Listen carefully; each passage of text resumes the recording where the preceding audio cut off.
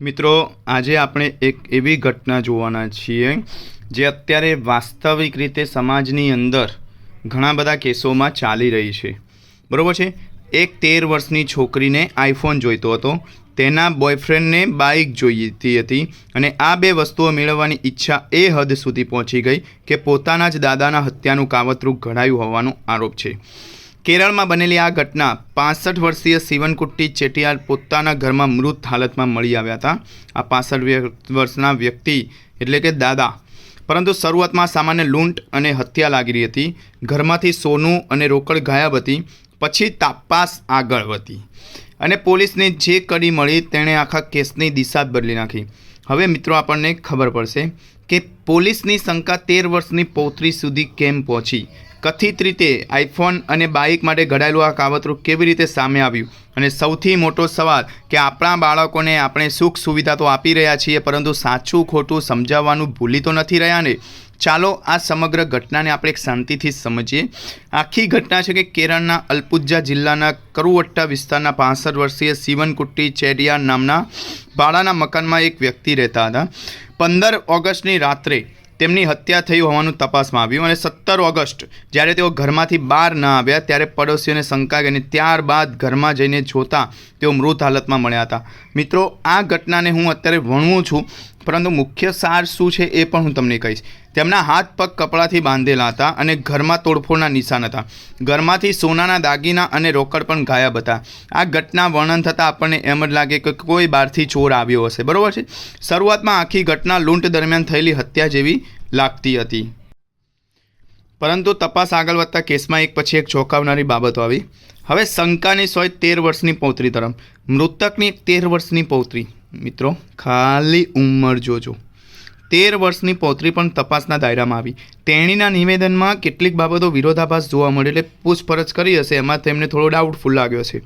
ત્યારબાદ તેના mobile phone સહિતની માહિતીની તપાસ કરવામાં આવી અને તપાસ દરમિયાન પોલીસને કથિત રીતે એવા પુરાવા મળ્યા કે યુવતીના સંપર્કમાં રહેલા કેટલાક કિશોરો આ ઘટનામાં સામેલ હતા. આ રીતે શરૂઆતમાં લૂંટનો લાગતો કેસ ધીમો ધીમો આયોજિત હત્યાના કેસમાં બદલાઈ ગયો. હત્યા કોના? 13 વર્ષની પૌત્રી. આઈફોન અને બાઇકની ઈચ્છા, એનું આપણે જોઈએ કે તપાસમાં સામે આવેલી સૌથી ચોંકાવનારી બાબત હતી કે આ ઘટના પાછળની કથિત ઈચ્છા 13 વર્ષની યુવતીને આઈફોન જોઈતો હતો અને તેના 17 વર્ષના એક બોયફ્રેન્ડને બાઇક જોઈતી હતી. 13 વર્ષ 17 વર્ષ, મિત્રો ઉંમર જોજો. આ માટે ઘરમાં રહેલું સોનું અને પૈસા મેળવવાની યોજના બનાવવામાં આવી હોવાનો આરોપ તપાસના દાવામાં કરવામાં આવે છે. અહીંથી આપણને સમજાય છે કે ક્યારેક એક નાની લાગતી ઈચ્છા જો ખોટી દિશામાં જાય તો તેનું પરિણામ કેટલું ભયાનક હોઈ શકે છે. આ ઘટનામાં યુવતીના બોયફ્રેન્ડ સહિત 3 કિશોરો કોલમ તરફથી આવ્યા હોવાનું તપાસમાં સામે આવ્યું છે.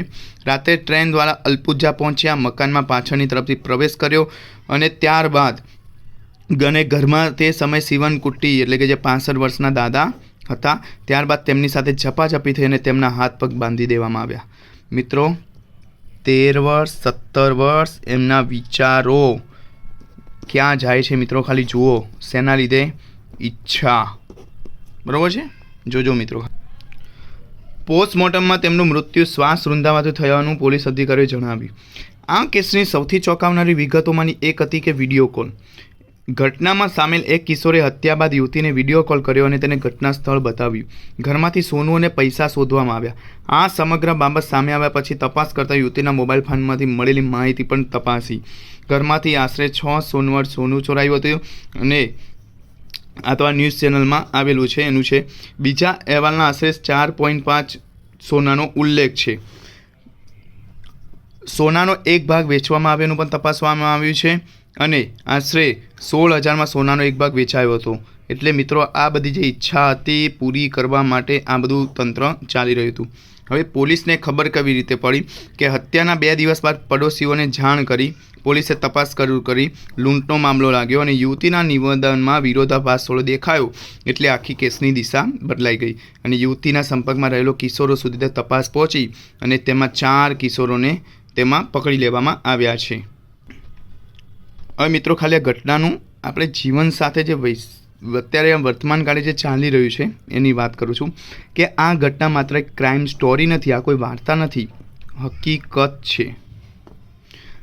આપણા માટે આ ચેતવણી પણ છે. આજના સમયમાં બાળકની આસપાસ મોબાઈલ, સોશિયલ મીડિયા, મોંઘી વસ્તુ, દેખાદેખીનું વાતાવરણ સતત વધતું જાય છે અને આ તમને અત્યારે પ્રેક્ટિકલ સમાજમાં દેખાય જ છે. મારી પાસે પણ આ ફોન હોવો જોઈએ, મારી પાસે આવી બાઇક હોવી જોઈએ, મારા મિત્ર પાસે છે તો મારી પાસે પણ હોવી જોઈએ, આવી ઈચ્છાઓ હોવી પોતે ખોટી નથી. પરંતુ જ્યારે વસ્તુ મેળવવાની ઈચ્છા માણસના સંબંધો અને સાચા ખોટાના ભાન કરતાં મોટી થઈ જાય છે ત્યારે સમસ્યા ગંભીર બની જાય છે. માતા પિતાની જવાબદારી માત્ર બાળકને સારું શિક્ષણ અને સગવડો આપવાની નથી, પરંતુ બાળકના મનમાં શું ચાલી રહ્યું છે, તે કોની સાથે વાત કરે છે, કોની મિત્રતા છે, મોબાઈલમાં શું જોવે છે અને કોઈ બાબત માટે કેટલો દબાણ અનુભવે છે, આ બધું સમજવું પણ ખૂબ અઘરું છે. આ ઘટનામાંથી 5 વસ્તુ શીખવા મળે છે કે પહેલું છે કે વસ્તુઓ જરૂરી છે પરંતુ જીવનથી મોટી નહીં. આઈફોન હોય કે બાઇક, આ બધું જીવનને સરળ બનાવવા માટે છે, જીવનનો હેતુ બનવા માટે નહીં. બાળકો સાથે વાતચીત કરો. બાળક શું વિચારે છે, કોની સાથે મિત્રતા છે, તેને શું જોઈએ છે, આ બધું જાણવું ખૂબ જરૂરી છે. ત્રીજું છે મોબાઈલ પર નજર રાખવી પૂરતી નથી. બાળક મોબાઈલમાં શું કરે છે અને તેના સાથેના વિચારોમાં શું ચાલી રહ્યું છે એ સમજવું મહત્વનું છે. ચોથું છે ખોટી સંગતિ સાવધાન. ખોટો મિત્ર, ખોટી અસર એ માણસને એવી દિશામાં લઈ જાય છે જ્યાંથી પાછા આવવું મુશ્કેલ બને છે. અને પાંચમું છે કે ગુસ્સા અને લાલચમાં નિર્ણય ન લેવો. થોડી ક્ષણનો ગુસ્સો કે લાલચ આખા પરિવારનું જીવન બદલી શકે છે. હવે નેગેટિવ વિચારવાળો વ્યક્તિ હોય અને પોઝિટિવ વિચારવાળો વ્યક્તિ હોય તો એ લોકો શું વિચારતા હોય છે એ આપણે જોઈએ. કે નેગેટિવ વિચાર વ્યક્તિ હોય શું વિચારે કે મારે આ વસ્તુ જોઈએ છે, કોઈ પણ રીતે મેળવીશ. અને પોઝિટિવ વિચાર વ્યક્તિ મારે આ વસ્તુ જોઈએ છે પરંતુ સાચી રીતે મેળવીશ. નેગેટિવ વિચાર વ્યક્તિ શું વિચારે કે મારા માતા પિતા મને રોકે છે એટલે તેઓ મારા દુશ્મન છે.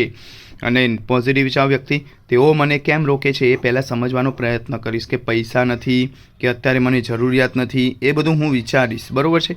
નેગેટિવ વિચાર વ્યક્તિ શું વિચાર કે મારો મિત્ર કરે છે એટલે હું પણ કરીશ.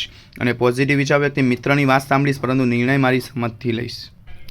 મિત્રો, આખી ઘટનાનો એક અંતિમ સંદેશ છે કે આ ઘટનામાં આપણને ખૂબ જ ગંભીર પ્રશ્ન પૂછીએ કે બાળકને મોંઘી વસ્તુ આપવાની દોડમાં તેમને સાચું ખોટું સમજવાનું તો નથી ભૂલી રહ્યા ને. આ આપણે આંખ ઉગાડવાનો કિસ્સો છે મિત્રો. મોબાઈલ ખરાબ નથી, આઈફોન ખરાબ નથી, બાઇક ખરાબ નથી, પૈસા પણ ખરાબ નથી. ખોટી વાત એ છે જ્યારે આ વસ્તુઓ માણસના જીવન સંબંધોથી મોટી બની જાય છે. બાળકને વસ્તુ આપવી સરળ છે પરંતુ બાળકના મનમાં સંસ્કાર, સમજદારી અને સંયમ આ 3 વસ્તુ તો આપવી જ પડશે ને. એ જ સાચું પાલન પોષણ છે. અને બાળકો માટે પણ એક વાત, આજે તમને જે વસ્તુ સૌથી વધારે જોઈએ છે કદાચ થોડા વર્ષો પછી તેનું કોઈ મહત્ત્વ નહીં રહે, પરંતુ એક ખોટો નિર્ણય તમારું આખું જીવન બદલી શકે છે. એટલે યાદ રાખજો મિત્રો, વસ્તુઓ જીવન માટે છે, જીવન વસ્તુઓ માટે નથી. અને માતા પિતા માટે બાળકને માત્ર સુવિધા નહીં સંસ્કાર પણ આપો. માત્ર મોબાઈલ નહીં સમય પણ આપો. માત્ર પૈસા નહીં સમજણ પણ આપો. સંસ્કાર, સમય ને સમજણ, 3 સ. કયા? સંસ્કાર, સમય, સમજણ. આ ઘટના એક પરિવારની દુઃખદ કહાની બનીને ન રહી જાય, આપણા દરેક પરિવાર માટે એક ચેતવણી બની રહે છે. મિત્રો, આવા પ્રસંગો, ઘટના જાણવા માટે મારી ચેનલ લાઇક કરો, શેર કરો અને સબસ્ક્રાઈબર કરો.